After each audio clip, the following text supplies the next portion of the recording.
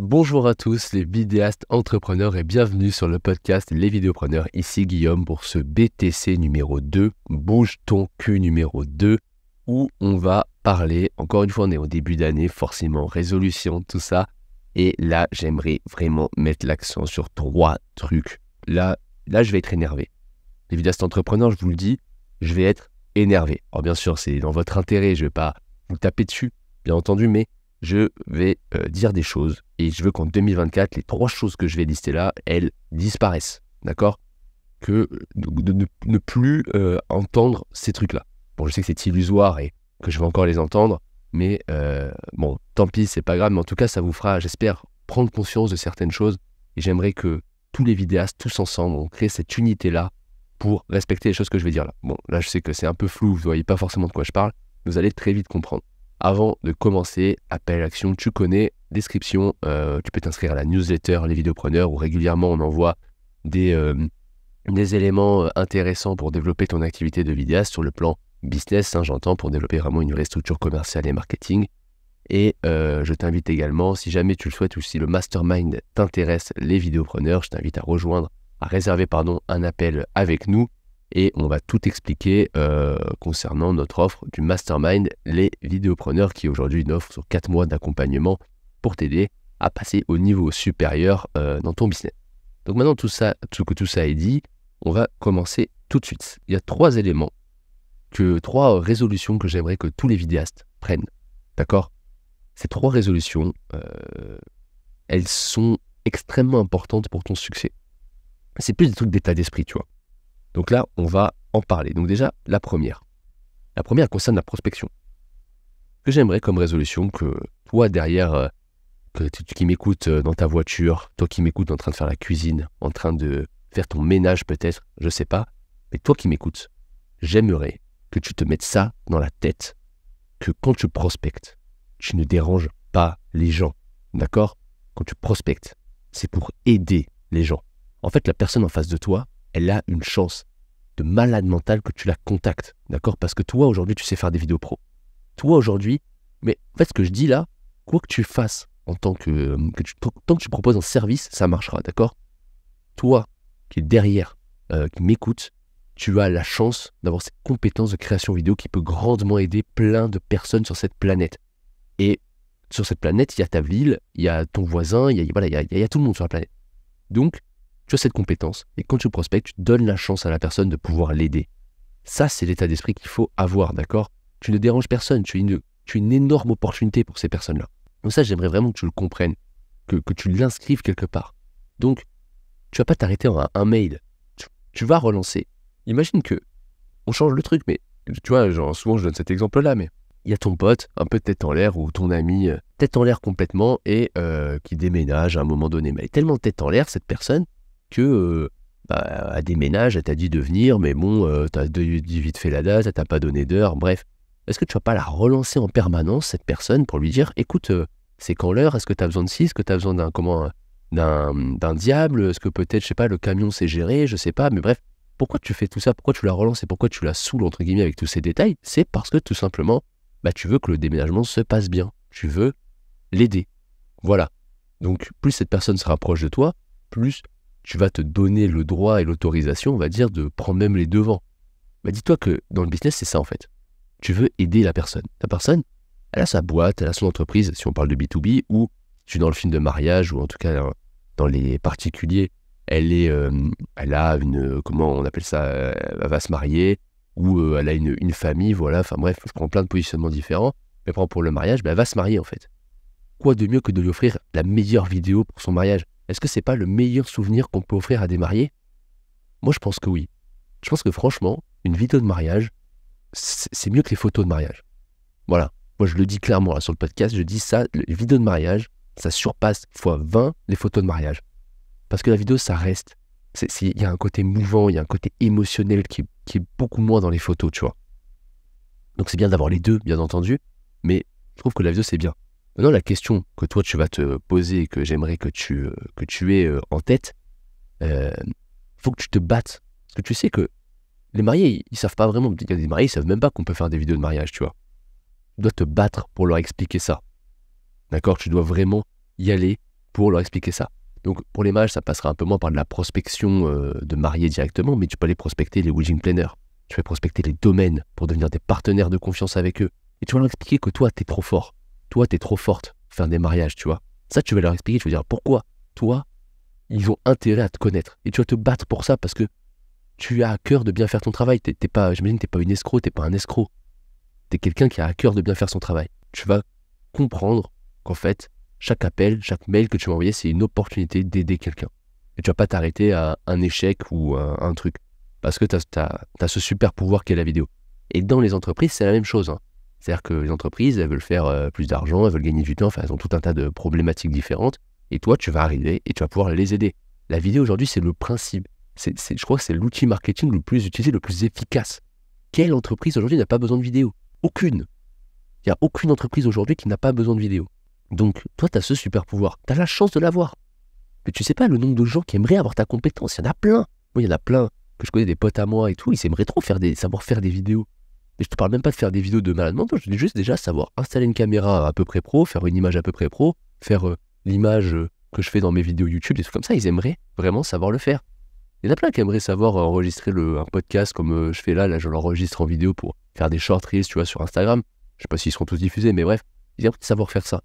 Mais ils n'y arrivent pas. Ils savent pas. Ils aimeraient pouvoir monter sur Premiere Pro, mais ils savent même pas ce que c'est Premiere Pro. Et quand ils ont une Premiere Pro, ils comprennent rien. Donc, toi, tu as ce super pouvoir. Ne l'oublie pas que c'est un super pouvoir. Et quand tu prospectes, c'est le truc que tu vas te mettre un post-it là devant, là. Je ne dérange pas les gens. J'aide les gens. Ce que je fais est bien. Il n'y a aucune honte à vouloir vivre de sa passion et à signaler son existence. C'est ça que tu vas marquer. Voilà. Donc ça, c'était le premier point. Deuxième point. Alors là, il va faire mal celui-là. Mais je dis ça pour vous motiver. Je dis pas ça pour vous éclater en deux. Donc, le truc à inscrire pareil. Tu vois, tu mets un deuxième post-it à côté et tu vas le marquer ça. Tu te dis, ta valeur de ton travail, c'est pas ton prix. D'accord? Pourquoi je dis ça?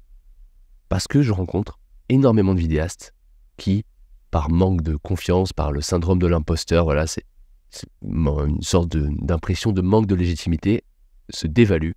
Et quand ils dévaluent d'abord leur prix de vente. Voilà. Et ça, c'est pas bien.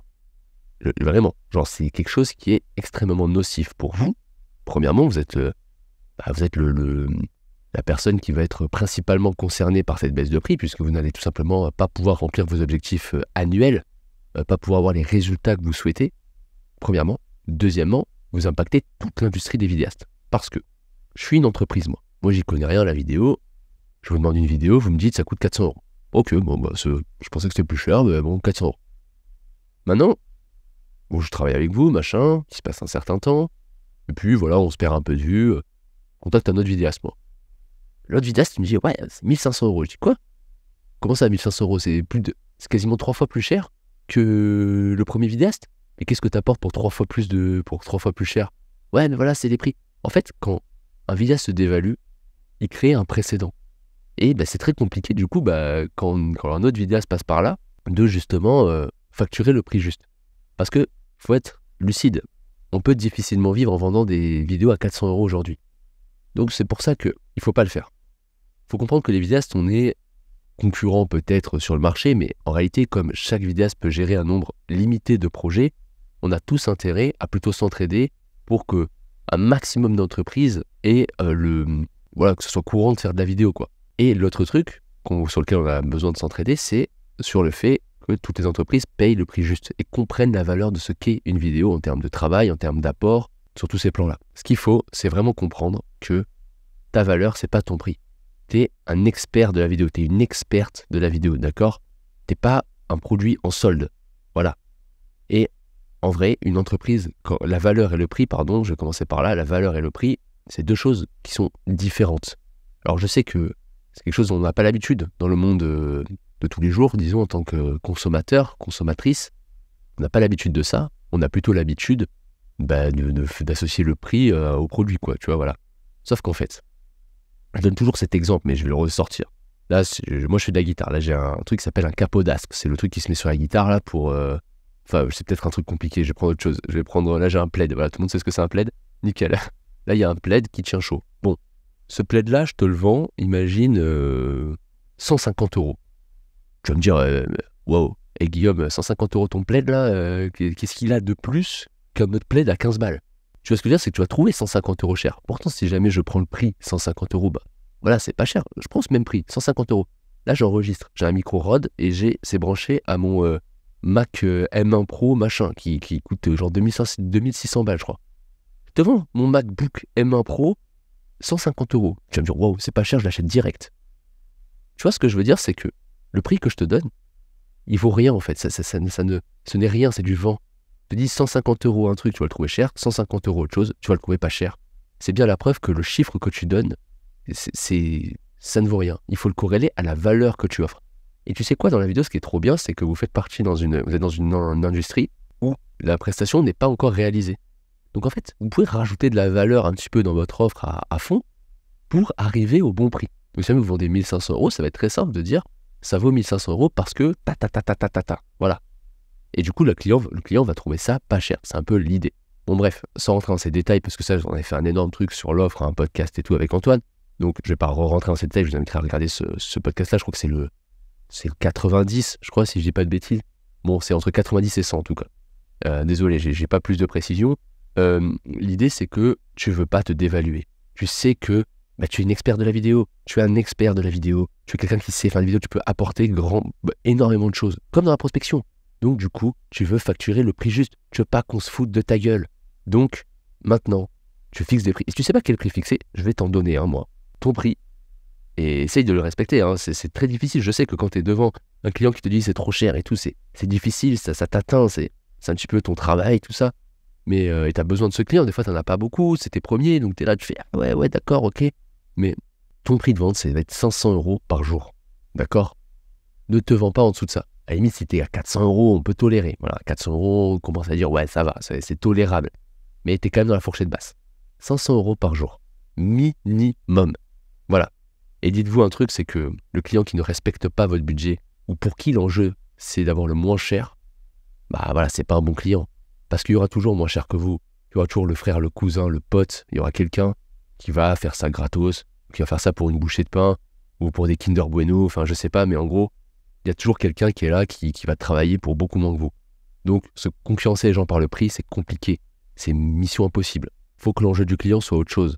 C'est votre expertise, votre relation client, le système commercial que vous avez, c'est-à-dire que à tous les moments dans l'offre, on se sent écouté, on se sent compris, on sent que les problématiques de l'entreprise sont comprises, il y a un accompagnement sur le long terme. Voilà, en plus sur le long terme, ce qui est cool, ça va faire de la récurrence, tout ça, donc ça va être pas mal. Donc c'est un petit peu le truc que j'aimerais dire. Deuxième résolution, ne vous dévaluez plus. Croyez en vous, croyez dans votre capacité à aider le client. D'accord ? Ça, pareil, il y a 2 post-it là sur votre bureau. Il y a le premier, c'est la prospection, là, ce que j'ai dit. Deuxième, c'est la valeur. On ne se dévalue plus. Il n'y a plus un vidéaste ou une vidéaste que j'entends se dévaluer. D'accord ?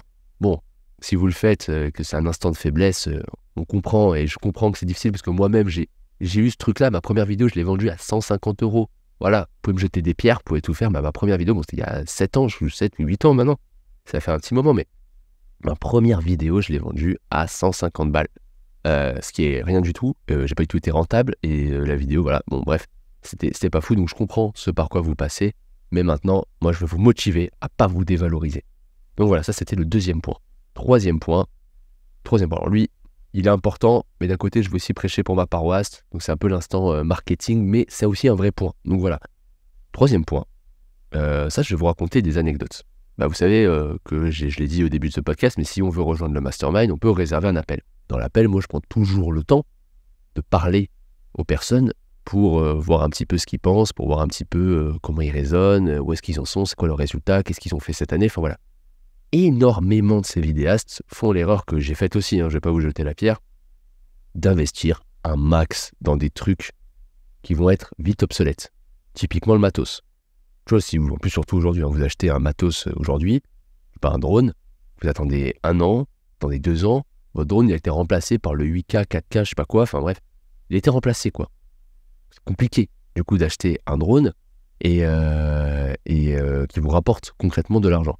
Donc moi je trouve et souvent ces gens-là qui ont investi énormément dans le matériel ont investi très peu en eux, en formation, voilà. Et moi ce que j'aimerais c'est que on dissocie beaucoup ce truc-là de investir dans le business et sur le business. Les deux sont utiles.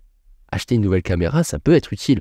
Vous avez un meilleur autofocus, il y a des fonctionnalités que vous n'aviez pas, que vous avez aujourd'hui, qui vous permettent de faire une meilleure qualité.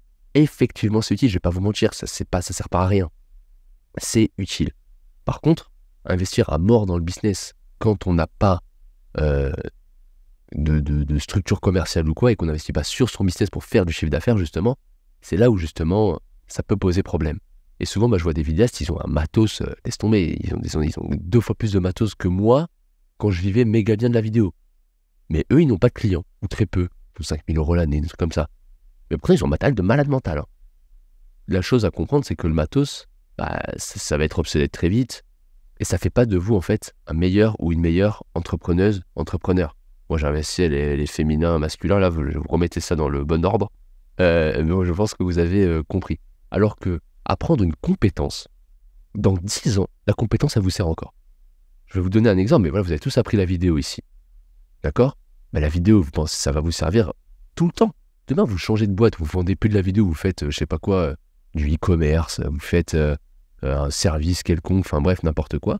Votre compétence en vidéo, elle va vous aider d'un point de vue marketing. Parce que vous l'avez appris. Les compétences, il n'y a rien de plus concret qui va vous aider dans la vie. Demain, vous apprenez la vente. Vous venez chez les vidéopreneurs, là. On vous apprend à vendre correctement votre service. D'accord ? Imaginons que dans 4 ans, 5 ans, la vidéo, ça vous agace. Vous dites, la vidéo, moi, c'est plus ce qui m'anime. Il n'y a pas de souci avec ça, et ça risque d'arriver. Mais quand vous allez changer de voie, la compétence que vous avez pris à vendre votre savoir-faire, croyez-moi qu'elle va vous servir. Pour vous donner mon propre exemple, moi, j'ai commencé effectivement dans la vidéo, j'ai commencé en étant une grosse bille au côté commercial, j'ai fait toutes les erreurs possibles et inimaginables, jusqu'au moment où je me suis formé, puis je suis devenu un peu bon, voilà, tout est relatif dans le monde de la vidéo, donc en tout cas, je vivais bien de mon activité, tout ça. Puis après, une fois que j'ai bien vécu, j'ai lancé les vidéopreneurs, vidéastes freelance à l'époque, les vidéopreneurs ensuite avec Antoine. Du coup, forcément, je me suis beaucoup formé. Et entre-temps, j'ai été business développeur. Voilà, j'ai été business développeur parce que j'avais appris la vente et j'ai aidé tout un tas d'entreprises à avoir beaucoup plus de clients d'un point de vue vraiment sur des techniques dites outbound. Voilà, j'en ai la technique là. Outbound, c'est tout ce qui est aller chercher le client directement, donc prospection, appel à froid, et trucs comme ça. Après, j'avais, sur ces trucs-là, quoi, j'accompagnais des boîtes et en fait, cette compétence, ça m'a aidé à créer une boîte dans le côté commercial. Donc voilà, là, si j'avais envie, est-ce que j'ai eu ce choix-là, je ne l'ai pas fait, mais j'aurais pu créer une agence qui aide juste les entreprises à avoir plus de clients. Donc voilà. Et j'aurais pu être directeur de cette agence et ça aurait très bien fonctionné. J'ai eu des clients comme ça, j'en ai eu pas mal. Et je pense qu'aujourd'hui, je pouvais vivre de cette activité, quoi. Donc si je veux devenir un solopreneur, un moment freelance et tout, je pense que c'est le premier truc que je lance. Ce que je veux dire par là, c'est que j'ai développé une compétence, la vente, et cette vente, elle me sert dans des domaines qui sont complètement différents. Donc je pense qu'aujourd'hui, c'est toujours important, quand on a de l'argent à investir, de se poser la question, ok, je préfère l'investir sur moi, cet argent, avant de l'investir dans du matériel. Alors attention, tout est relatif, il y a des fois des situations où il vaut mieux l'investir dans sa boîte, dans du matériel, dans un meilleur bureau, un meilleur confort, voilà. Mais très souvent, 80% des cas, stats que je sors de mon chapeau, il faut mieux l'investir dans ses compétences. Donc ça, c'est les 3 points. Je peux l'écrire à côté. Investir dans mes compétences avant d'acheter des trucs qui vont être obsolètes dans 2 ans, quoi. Voilà, ça, c'est les 3 résolutions, selon moi, que tous les vidéastes entrepreneurs doivent prendre. J'attends, si jamais tu as une question business, tu as quelque chose, tu peux venir sur Instagram directement nous la poser, les vidéopreneurs, et on lira ça et on te répondra avec grand plaisir. On pourra même y répondre dans le podcast, on le mettra en mode vocal si tu nous as fait un vocal. Essaie d'être concis, tu fais un vocal, parce que sur Instagram, c'est pas forcément le truc le plus simple à écouter. Donc écoutez, les vidéopreneurs, cet épisode est terminé. Si jamais vous voulez aller plus loin, dans la description, comme j'ai dit, il y a l'accès à la newsletter qui va vous aider grandement justement à développer votre activité, votre structure commerciale et marketing. Et il y a également, vous pouvez réserver un appel avec nous pour rejoindre le mastermind. Si vous le souhaitez, en tout cas, on va étudier le cas ensemble pour voir si c'est pertinent pour vous. Sur ce, moi je vous laisse là, je vous dis à bientôt et bon courage dans vos projets.